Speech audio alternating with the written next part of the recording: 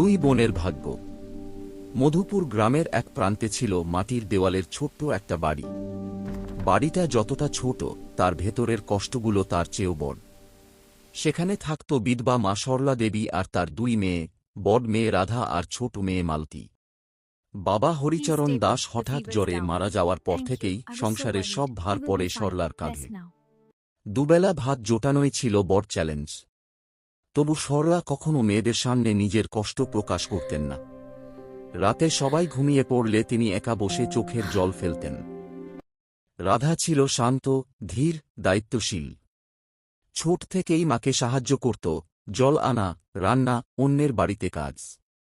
আর মালতী ছিল ঠিক তার উল্টো, চঞ্চল, স্বপ্নবিলাসী, সুন্দরী। গ্রামে অনেকেই বলত, এই মেয়েটা একদিন বড় ঘরে যাবে। শৈশবের দিন। দুজনেই একই স্কুলে পড়ত। কিন্তু ভাগ্যের খেলা শুরু হয় তখনই।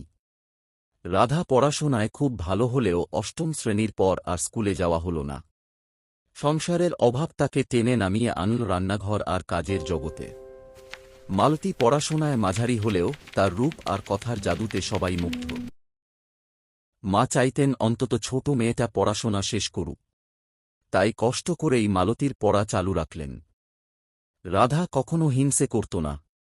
সে মনে মনে ভাবত, একটা বোন যদি ভালো থাকে, তাতেই আমার সুখ। বিয়ের প্রস্তাব। মালতীর বয়স যখন 18, তখনই গ্রামে আলোড়ন ফেলে এক বিয়ের প্রস্তাব। পাশের গ্রামের ধনী ব্যবসায়ী নরেশ বাবুর ছেলে সমীর মালতীকে পছন্দ করেছে। সবাই বলল, এ তো ভাগ্যের দরজা খুলে গেল। সরলা দেবীর চোখে জল, কষ্টের জল নয়, স্বস্তির জল। দেনা করে, গয়না বন্ধক রেখে, তবু তিনি মালতীর বিয়ে দিলেন ধুমধাম করে। রাধা বিয়ের দিন বোনের হাতে মেহেদি পরিয়ে দিতে দিতে বলেছিল, ভালো থাকিস রে, সব সময়। মালতী হাসছিল, কিন্তু সেই হাসিতে কোথাও একটা অদ্ভুত তাড়া ছিল, বড়লোক হওয়ার তাড়া। রাধার বিয়ে। মালতীর বিয়ের বছর দুয়েক পর রাধার বিয়ে হয়।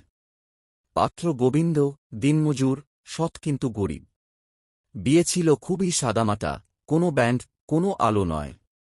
মালতী বিয়েতে এসেছিল, কিন্তু তার চোখে ছিল অবজ্ঞা। সে চুপি চুপি এক আত্মীয়কে বলেছিল, দিদির কপালে কিছুই ছিল না। রাধা শুনেও না শোনার ভান করেছিল। দুই সংসার, দুই পথ। মালতীর সংসার প্রথম দিকে স্বপ্নের মতো। বড় বাড়ি, গয়না, চাকরবাকর। সে গ্রামে এলে সবাই তাকে ঘিরে ধরত। সে দামি শাড়ি পরে গর্বের সঙ্গে বলত, ওসব দিনমজুরের সংসার আর আমার কপাল এক না। কিন্তু সময় বদলাতে শুরু করল। সমীর ধীরে ধীরে বদলে গেল। মদ্যপান, খারাপ সঙ্গ, ব্যবসায় লোকসান। বাড়িতে অশান্তি শুরু হল। শাশুড়ির খোঁটা, স্বামীর সন্দেহ, সব মিলিয়ে মালতীর জীবন বিষে ভরে উঠল। অন্যদিকে রাধার সংসার ছিল গরিব কিন্তু শান্ত। গোবিন্দ সারাদিন খেটে যা আনত, তাতেই হাসিমুখে সংসার চলত। রাধা কখনো অভিযোগ করত না। তারা দুজন মিলে স্বপ্ন দেখত, একদিন নিজের ঘর হবে। ভাগ্যের উল্টপাল্ট। একদিন বড় বিপদ এল মালতীর জীবনে।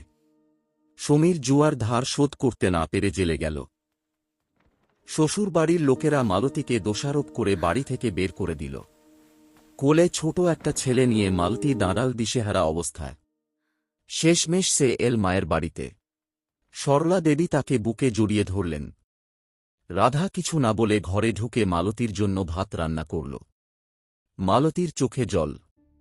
এতদিন যে দিদিকে ছোট করে দেখেছে, আজ সেই দিদিই তার একমাত্র আশ্রয়। আত্মসম্মান আর পরিশ্রম।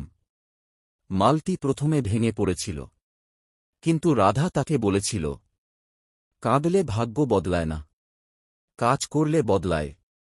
দুই বোন মিলে সেলাইয়ের কাজ শুরু করল। রাধা আগে থেকেই পরিশ্রমী ছিল, মালতী ধীরে ধীরে শিখে নিল। কয়েক মাসের মধ্যেই তাদের কাজের সুনাম ছড়িয়ে পড়ল। গোবিন্দ পাশে দাঁড়াল। সরলা দেবী দূর থেকে দেখে মনে মনে বললেন, এই তো আসল সুখ। শেষ শিক্ষা। বছর দুয়েক পর সমীর জেল থেকে বেরিয়ে এল। কিন্তু মালতী আর ফিরে গেল না। সে বুঝে গেছে, অহংকার নয়, সম্মান আসে নিজের পায়ে দাঁড়ালে।